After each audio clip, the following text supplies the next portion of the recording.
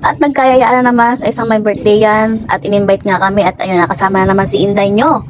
At ayan, yung pagdadayet niya, wala na naman. At kaya Inday, huwag ka magdadayet. Padayet-dayet ka pa nalalaman nga. At andito na nga kami sa bahay ng may birthday. At iti kasali po sa isang may pahiyas. Sambalilo Festival dito po sa Cabinti, Laguna. Ayan, na-invite po tayo sa isang may birthday at kasama po natin si Ate Edna at si Ate Susan. At ang may birthday po ay si Kuya. Ayun po nagbubukas ng gate at nandito nga kami sa loob. Kwento-kwentuhan bago kumain. Lapang na naman tayo dito. Iba talaga pag marami kang kakilala at nalilibre tayo sa hapunan. At hapon na kayo pumunta dyan pag galing namin sa paghahanap buhay. Ganon. Pag minsan-minsan naman ay sige-sige lang. Sumama ka Inday para malibang-libang naman tayo at matanggal-tanggal naman ang pagod. Char! At napakaganda nga itong bahay na itong mga lalabs at ang daming decoration dahil nga kasali sa isang event. At alam niyo ba kung saan bilhin ang mga baligyan pang decoration at ibang sambalilo ay di syempre kay Inday. At ito na nga ang may birthday si Kuya, asawa ni Ate. Ayan, happy birthday po. At ito ang kayo ng mga decoration sa bahay nila, mga antique na mga kahoy. Ayan, mahilig po sila sa mga antique na mga kahoy. Ayan si Ate naglilinis. Hindi matapos-tapos ang paglilinis yan. Talaga namang napakasipag. At ito nga ang kailang handa, may biko at pansit at meron pang kami dyan mga lalabs. Ayan, napakasarap. Napakunat na ng kailang biko at talaga namang napakasarap. At napakasabi ng kanyang pansit at ito na nga, nag-start na nga kami kumain.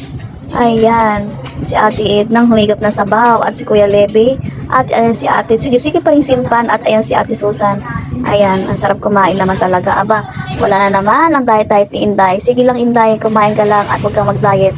At hindi maganda pag nagda-diet ng sobra. Char. At talagang masarap ako dyan sa biko at napakaligat niya talaga. Aba, ayan, di ba? Ayan, kanya-kanya kaming lagay ng biko at tagal ng pansit at napakasarap naman talaga.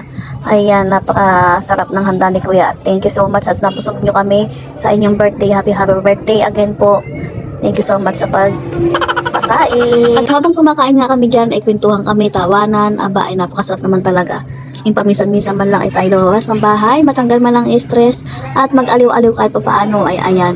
Yung nakakakilala tayong ibang tao at ayan o, diba nakikilibre pa tayo ng pagkain pag may birthday yan o si basang ka pa sumama ka Inday, char. At syempre meron tayong pabalot at balutin mo ako. Ayan, meron tayong pabalot na biko at pansit.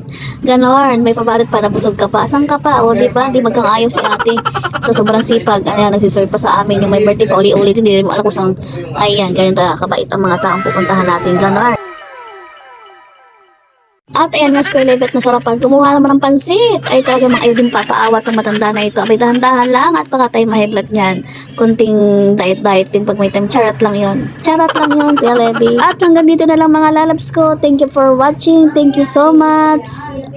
Again, happy birthday po sa my birthday at nabusog po na ninyo kami. Thank you so much sa Ate. Salamat sa lahat. Bye!